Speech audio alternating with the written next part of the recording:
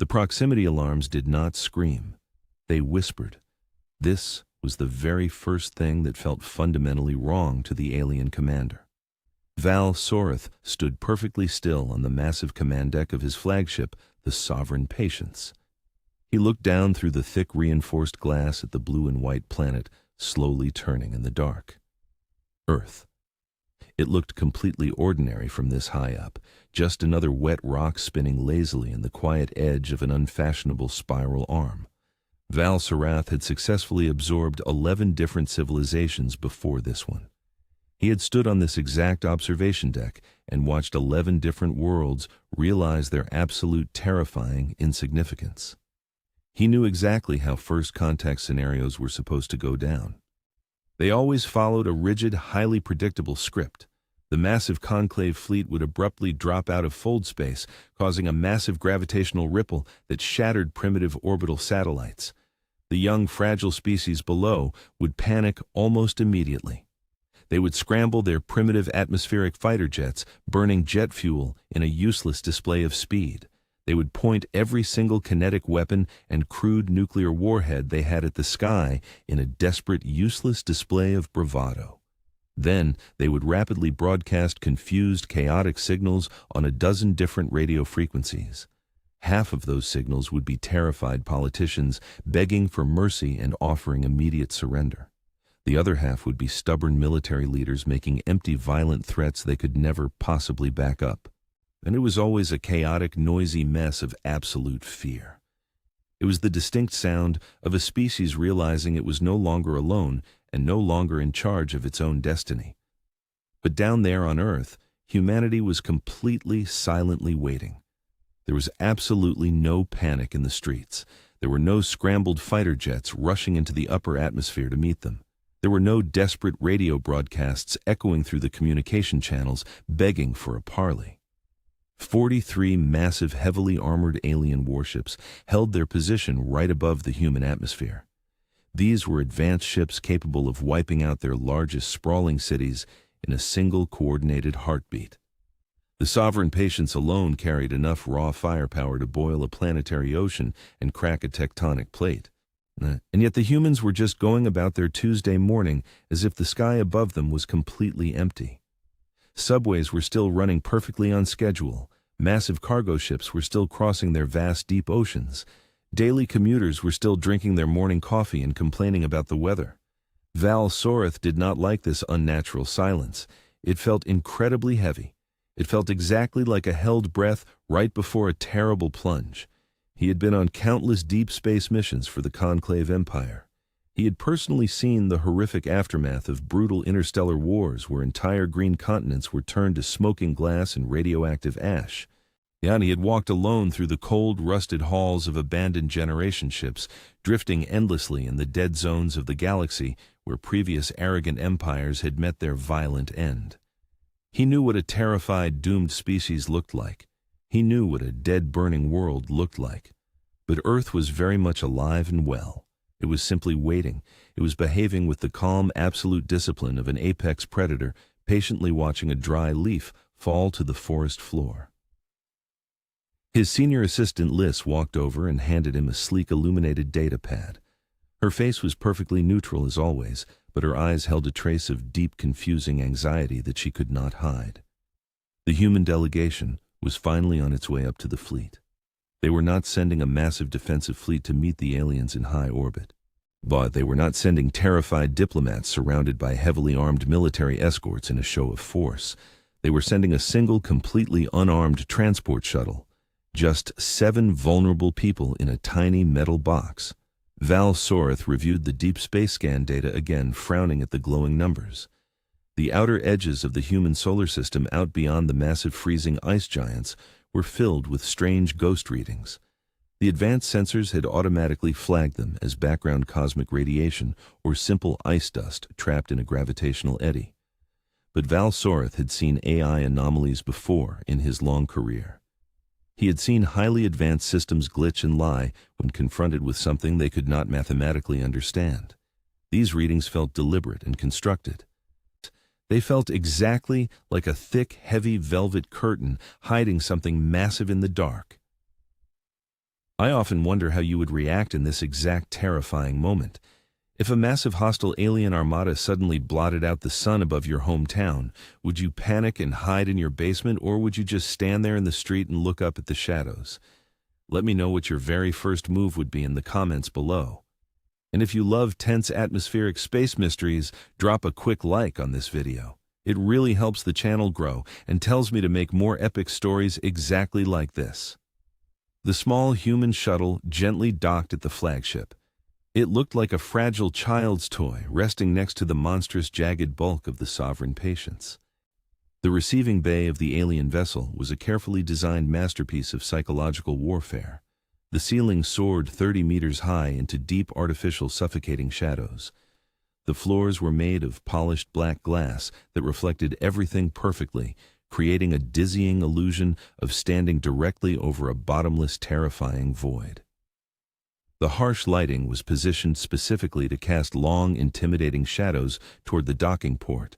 When a newly discovered alien species walked into this massive room, they were supposed to feel completely overwhelmed by the scale. They were supposed to look up at the massive dark ceiling and understand exactly how fragile and incredibly brief their existence was. They were supposed to realize that the universe was vast and cold and cruel, and that the Conclave was its absolute unchanging master. The heavy interlocking metal doors of the docking port slid open with a heavy mechanical hiss that echoed loudly through the massive silent chamber. 7 humans slowly walked out into the bay. They did not hurry or rush. They did not tremble or look around in wide-eyed, fearful awe. They walked with the slow, steady, comfortable pace of people who had absolutely nowhere urgent to be. At the very front of the small group was Secretary General Idris Okafor. He was an older, seasoned man with deep, dark skin and a face that looked like it had been carved from solid, weathered granite. It was the stoic face of someone who had survived a great deal of emotional and physical pain and come out the other side entirely unfazed by the universe. He looked around the massive, terrifying room. He looked at the 43 elite alien diplomats standing in perfect, intimidating military formation, wearing their heavy, ceremonial, spiked armor. His expression did not change by a single fraction. He did not look intimidated or impressed by the display of power. He looked exactly like a veteran trauma surgeon walking into a busy, chaotic hospital at 3 a.m. for the 1,000th time in his life. He had seen it all before. He knew exactly what this grand room was designed to do to his mind. Then Okafor did something that sent a cold, sudden chill directly down Val Sorath's spine. He smiled. And it was not a nervous, trembling smile of a cornered animal. It was not the fake, polite smile of a frightened diplomat desperately begging for the survival of his doomed species. It was a genuine, knowing, highly confident smile. It was the exact smile of a wealthy man inspecting a slightly oversized and incredibly tacky piece of antique furniture. He walked right up to the alien leader across the polished black floor and held out his bare, unprotected hand. The physical grip was firm and completely ordinary. No trembling, no hesitation. Just a simple greeting between 2 absolute equals. Then Okafor reached into his worn suit jacket and calmly pulled out a dented metal thermos covered in old scratches. He asked politely if there was any chance of getting a cup of hot water for his morning tea. Val Sorath felt a tight, cold knot form deep in his primary stomach. This was not the behavior of a conquered, submissive people. This was the behavior of a calm, relaxed host greeting uninvited, noisy guests in his own home. They moved slowly to the long, polished negotiation table situated directly in the center of the vast room. The Conclave began presenting their standard non-negotiable terms of planetary surrender. They demanded complete, total administrative control of Earth's rich natural resources and heavy metals. They demanded the immediate permanent disbanding of all of Earth's military forces and weapons manufacturing facilities across the globe. They demanded absolute, unyielding submission to Conclave law in exchange for what they proudly called galactic protection. For 2 straight exhausting hours, the alien diplomats laid out the harsh, brutal reality of the living galaxy. They projected massive, highly detailed holographic maps showing total Conclave dominance over dozens of populated star systems. They explained in graphic detail how unknown planets were full of existential terrifying dangers that humanity could never survive alone. They spoke at length of hostile savage species that roamed the dark, unregulated sectors and the absolute necessity of joining their rigid protective order. The humans just sat there and listened to the lecture. They did not argue a single point. They did not look angry or insulted by the aggressive demands. They did not whisper nervously among themselves, looking for a way out. They simply gave the aliens their complete, undivided, polite attention. Every few minutes, Admiral Chen, the military leader of the human group, would calmly check her wrist. A small, flat digital screen strapped to her arm pulsed with a faint rhythmic blue light. She would casually glance at it with a completely blank expression and then look back at the terrifying alien projections of conquered worlds. It was the exact bored look of someone waiting patiently for a delayed commuter train to finally arrive. Beside her, Okafor took detailed, careful notes in a small bound paper notebook. He used an actual physical pen with real dark liquid ink. Or it was a technology so primitive and completely obsolete, it belonged in a glass display case in a natural history museum on a dead world.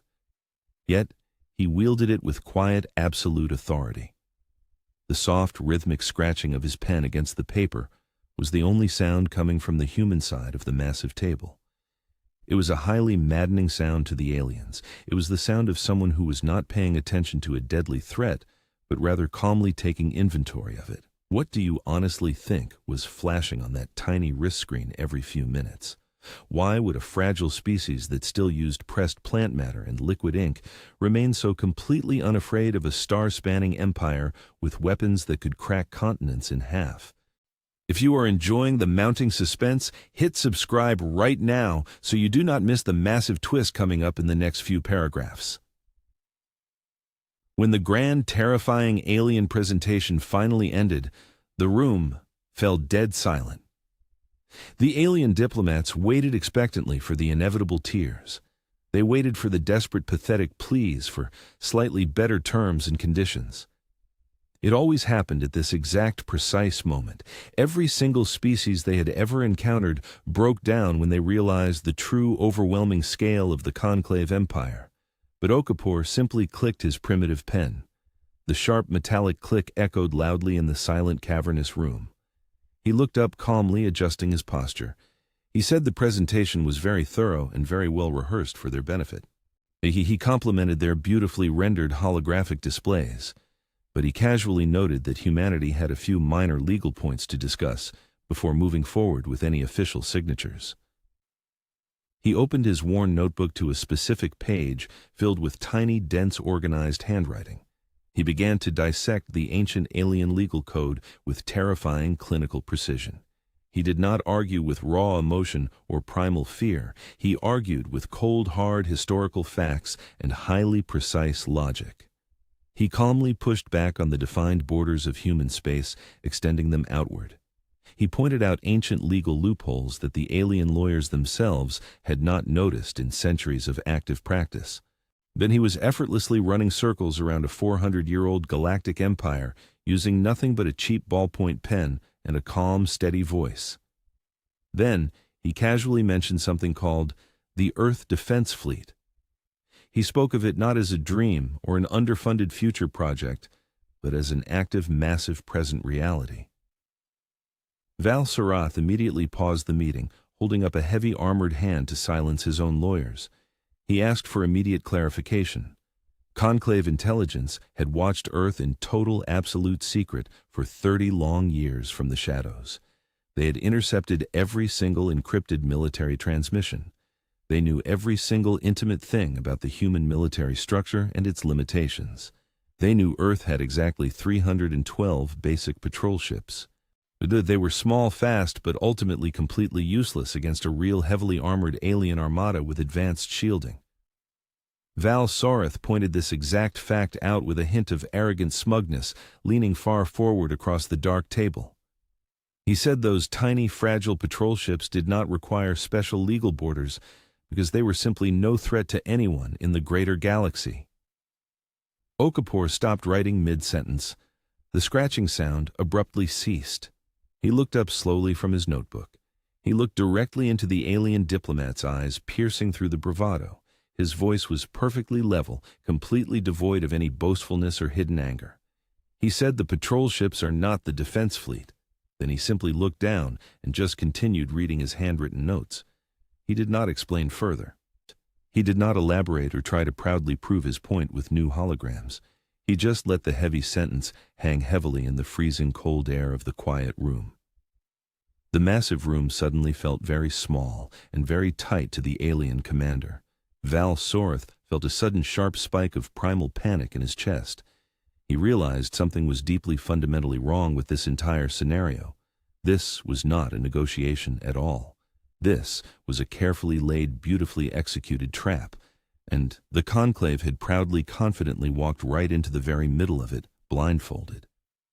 He immediately called for an extended recess, citing fatigue. He needed to speak with his top intelligence officer before they spoke another single word to these incredibly dangerous, calm humans. That night, the alien flagship was unnervingly quiet, but the tension in the recycled air was thick enough to cut with a combat blade. Val Sorth sat entirely alone in his pristine private quarters, rubbing his tired eyes. He looked out the large, thick observation window at the dark side of Earth below him. The human city lights glowed like scattered fragile embers against the absolute blackness of the sleeping planet. They looked so incredibly small, so easily extinguished with a single orbital strike. Yet the deep sinking feeling in his gut told him those lights were not dying embers at all. They were the glowing eyes of a sleeping beast waiting to wake up. His senior assistant Liz walked in, holding the updated, heavily classified intelligence file tightly to her chest. Her hands were shaking slightly, rattling the thin metal frame of the datapad. She had completely bypassed the automated analytical systems and manually run the raw numbers on the strange sensor anomalies out by the very edge of the human solar system. The ghosts in the dark. The anomalies the advanced computers had simply flagged as standard software glitches. They were not glitches. Liz explained the terrifying mathematics with a trembling, quiet voice. The strange energy signatures out in the deep freezing dark perfectly matched the basic engines of the human patrol ships. The frequency was absolutely identical. But the scale of the raw power output was completely, entirely wrong. The signature was multiplied by a massive, mathematically impossible factor of 800. Val Sorth felt his twin hearts completely skip a beat. He felt his breath stop entirely in his tight throat. He asked her to slowly repeat the number. A factor of 800. He tried desperately to process that staggering, impossible figure in his mind. For context, the Sovereign Patience, the largest, most heavily armored warship in the entire alien fleet. The very ship they were currently safely standing on was only a factor of 60. It was considered a supreme marvel of galactic engineering that took decades to construct. Whatever was sitting silently out there in the freezing dark, hiding cleverly behind the massive gas giants, was not a patrol ship. It was not a static orbital defense platform. It was something that the advanced alien computers literally did not have a word for in their vast historical database. It was far too massive to exist under normal structural engineering laws. It should have collapsed instantly under its own immense gravity. The humans had not just been sitting idle while the aliens watched them arrogantly from the deep shadows. For 18 long years, ever since they first detected the invisible alien scouts watching them, they had been secretly building. They built their little harmless patrol ships close to Earth, where the arrogant aliens could easily see them and dismiss them as primitive toys. It was a massive, perfectly coordinated planetary distraction. A grand magical trick designed to make the Conclave feel vastly superior and entirely safe in their assumptions. How do you even begin to negotiate with a species that spends 2 entire decades building a secret weapon of mass destruction in total absolute silence just to make a point at a diplomatic meeting? It is completely insane and utterly terrifyingly brilliant. Let me know in the comments if you would have the incredible patience to pull off a planetary bluff of that magnitude without ever showing your hand. They built the real massive fleet far out in the dark. Out where absolutely no one was looking, out in the freezing empty void beyond the wide orbit of the massive gas giants, hiding their intense thermal heat signatures in the hollowed-out frozen shells of dead moons. Val Sorath stared blankly at the glowing data screen in Lys's trembling hands. He realized with absolute paralyzing horror that the humans had orchestrated this entire elaborate event from the very beginning. They had deliberately let the massive alien fleet arrive uncontested. They had happily let them flex their military muscles and proudly show off their shiny advanced technology to the world. They had willingly walked into the grand, terrifying negotiation room and let the aliens make their incredibly arrogant demands, all while knowing exactly what was patiently waiting in the freezing shadows, ready to be unleashed at a single command. The next morning, the tense negotiations resumed for day 4. Okafor sat down comfortably at his usual spot at the long black table. He casually poured his hot tea from the dented metal thermos. The comforting, earthy smell of the tea leaves drifted slowly across the sterile air of the room. Admiral Chen checked her pulsing wrist screen one more time, tapping it twice with her finger. Val Sorath felt a heavy, crushing dread pressing down on his chest, making it incredibly hard to breathe normally. He tried desperately to focus his tired eyes on the complex legal documents projected on the table. He tried to pretend that the universe still made logical sense, and that his mighty empire was still in firm charge of the stars. But the comforting illusion was about to violently, permanently shatter into a million unfixable pieces. At exactly 11:47 ship time, every single proximity and threat alarm on the alien flagship triggered at once. It was not a standard rhythmic combat siren that crews were trained for. It was a system-wide total electronic panic. The massive ship's highly advanced AI was literally screaming in electronic agony through the internal speakers. It was trying frantically to process massive incoming data that completely broke its own core logic parameters. Across all 43 alien vessels, the exact same terrifying error message flashed in blinding bright red light on every single monitor. Massive object detected. Exiting fold space. Val Sorath looked down quickly at his personal wrist panel. The mass estimate numbers were spinning wildly out of control, unable to lock onto a solid figure. 2 billion metric tons, then 3 billion, then 4. The confidence rating of the AI was rapidly dropping by the second, approaching 0. The highly advanced machine literally did not believe its own perfect sensors. And something impossibly incredibly huge had just violently jumped into the solar system from deep space, and it was moving straight toward the alien fleet with terrifying, unstoppable purpose and speed. Okafor did not look surprised at all by the sudden deafening chaos. He took a slow, careful sip of his hot tea, enjoying the warmth. Admiral Chen finally allowed herself a tiny, half-second genuine smile of deep satisfaction. Then her face went completely blank and highly professional again. She placed her hands flat firmly on the polished table. The massive alien flagship actually began to physically vibrate under their boots, not from incoming kinetic weapons fire, from the pure, raw gravitational displacement of the object rapidly approaching them. The sheer, unbelievable mass of the incoming ship was literally bending space and light around it. The panicked communications officer sent a frantic, urgent text message directly to Val Sorath's screen. The unknown object was actively broadcasting a single line of text in human language on all open, unencrypted galactic frequencies. United Earthship Unbroken arriving on schedule. Those 3 simple words hit Val Sorath like a physical, brutal punch to the gut. On schedule. This was not a desperate, sudden rescue mission hastily put together. This was a confirmed, carefully pre-planned appointment. The Unbroken finally came into visual range, blocking out the distant stars. Val Sorath stood frozen at the massive observation window, his heavy armored hands pressed flat against the cold glass. He looked out into the vast void. What he saw completely defied all known logic and reason. Dita did not look like a normal, sleek, aerodynamic spaceship designed by any known species. It looked like a flying, massive metal continent ripped straight from the Earth. It was a Titan-class warship, It was a moving, massive city of jagged, dark metal and barely contained rage, layered with interlocking armor so unbelievably thick it cast its own gravitational shadow across the nearby drifting moons. It had deep, brutal scars on its thick hull from heavy test firings and massive asteroid impacts. It looked brutal, unforgiving, absolutely unstoppable.